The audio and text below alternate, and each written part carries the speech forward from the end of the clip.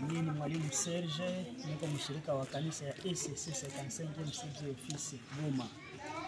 Na kuwa mwalimu wa Ecole de Dimanche, na ninashukuru sana Vizazi Kongo, maana wakati walikuwa wametuforme tulitumikisha vitabu ya Vizazi Kongo, na vile vitabu vilitupatia mastrategie ya kutumikisha ili tuweze kuwasaidia watoto katika formation yao ya kumfuata Kristo.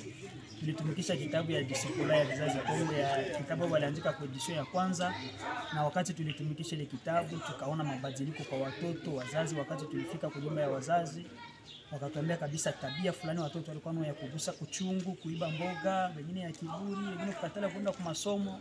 Wakati ile kitabu tulimaliza tumikisha, tuliona mabadiliko ya ile kitabu, na tunafurahi sana kwa ile yote na initiative yenye Vizazi Kongo kunafanya. Siku ya mwisho endelee kuchapa vitabu, maana kuna tusaidia na sisi walimu, na pia inasaidia na watoto na wazazi kunyumba. Wakati mtoto anaelewa ile maandiko na maneno, inasaidia kuedukasio mzazi, inarahisisha pia mzazi namna gani ya kulea watoto, na sisi walimu pia natusaidia, na tunashukuru sana kwa ile yote.